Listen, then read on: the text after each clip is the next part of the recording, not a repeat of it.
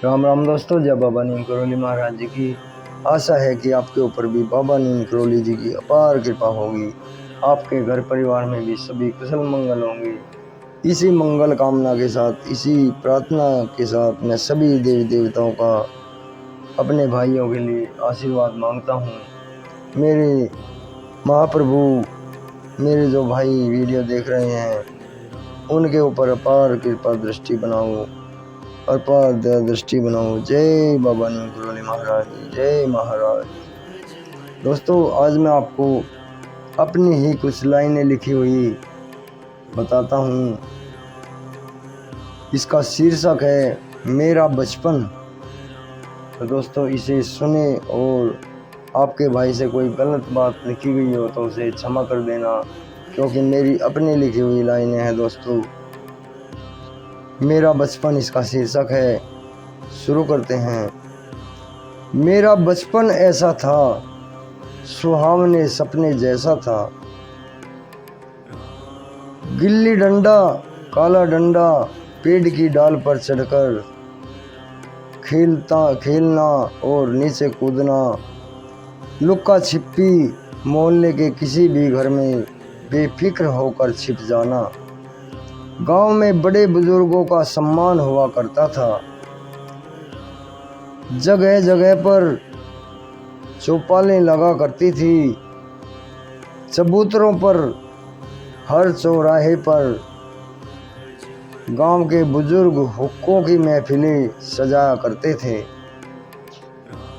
अगर कोई बालक बड़ों के सामने से गुजरता तो पहले ही सावधान हो जाता था कि आगे बुजुर्ग बैठे हैं, आगे बड़े बैठे हैं, हमसे कोई गलती ना हो जाए जिससे वो हमारे घर तक बात पहुंच जाए।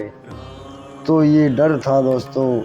मेरा बचपन ऐसा था, सुहावने सपने जैसा था।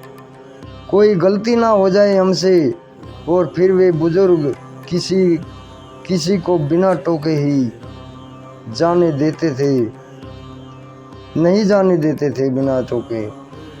ये सच्चाई है दोस्तों।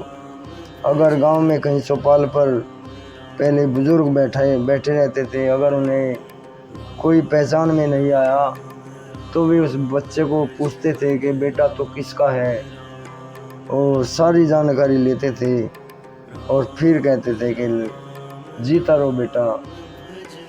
तो ये सच्चाई है। ये अपने मेरा बचपन ऐसा था, सुहावने सपने जैसा था। फिर वे बुजुर्ग किसी को बिना टोके नहीं जाने देते थे और पूछते थे कि बेटा तू किसका है, और वे पूरा परिचय मांगते थे। फिर कहते थे अरे ये तो फलाने का लड़का है, चलो भला लड़का है, और आशीर्वाद देते थे। घर के आंगन में रेडियो बजाकर सभी बड़े ध्यान से सुनते थे। फोन भले ही ना हो, लेकिन गांव व आसपास के गांव की जानकारी सभी बुजुर्गों के पास होती थी। बिजली नहीं थी, डिबिया व लालटेन शाम होने से पहले ही तैयार कर ली जाती थी। चिट्ठी आती तो सभी परिवार वाले, जो आदमी पढ़ता था उसके चारों तरफ बैठ जाते या खड़े हो जाते और बड़े ध्यान से सुनते कि मेरे लिए भी कुछ लिखा है क्या, मैं भी तो सुनूं मेरे लिए रिश्तेदार ने क्या लिखा है। बहुत मज़ा आता था। अगर किसी ने कपड़े सिलवा लिए तो पूरे मोहल्ले के आदमी उन्हीं कपड़ों में बाहर गमीने घूमने जाते थे। वो कहते थे अरे भाई तूने कपड़े सिलवा लिए हैं और मुझे भी गमीने जाना है। तो दोस्तों, मेरा बचपन ऐसा था, सुहावने सपने जैसा था। पूरे मोहल्ले के आदमी उन्हीं कपड़ों से गमीने घूम आते थे। टीवी नहीं था, लेकिन दादा दादी नानी की कहानियाँ किसी टेलीविज़न मनोरंजन से कम नहीं थी।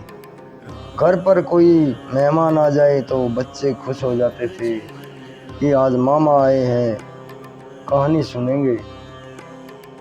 मनोरंजन का सिर्फ यही साधन था, खेल कूद, कहानियाँ सुननी। मेरा बचपन ऐसा था, सुहावने सपने जैसा था। कूलर पंखे नहीं थे, दोपहर में किसी छायादार वृक्ष के नीचे सभी बड़े छोटे इकट्ठे होते और बच्चे शांत बैठकर बड़ों की बातें बड़े ध्यान से सुनते थे, जो संस्कार रूप में बच्चे उन्हें अपनाते थे।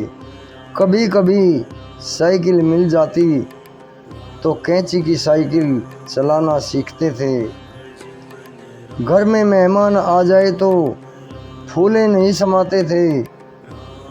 हर कोई आदमी, घर का हर कोई सदस्य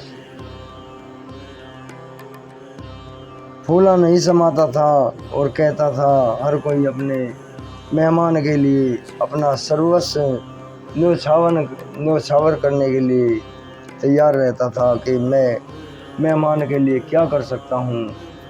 हर मेहमान के चारों तरफ घूमते सभी परिवार वाले, आपको क्या चाहिए, घर पर कैसे हैं, कहाँ क्या है, सब हाल पूछते। तो दोस्तों, यही लाइनें थी, मेरा बचपन ऐसा था, सुहावने सपने जैसा था। मेरे भाइयों को कैसी लगी ये लाइनें मुझे बताएं और आगे भी शेयर करें। चैनल को सब्सक्राइब कर लें अगर आपने नहीं किया है तो। बाबा नीम करौली जी की अपार कृपा आपके ऊपर होगी। अभी आज्ञा लेता हूँ। मेरा बचपन आगे भी शेयर करना मेरे दोस्तों, यही प्रार्थना है। जय राम जी की।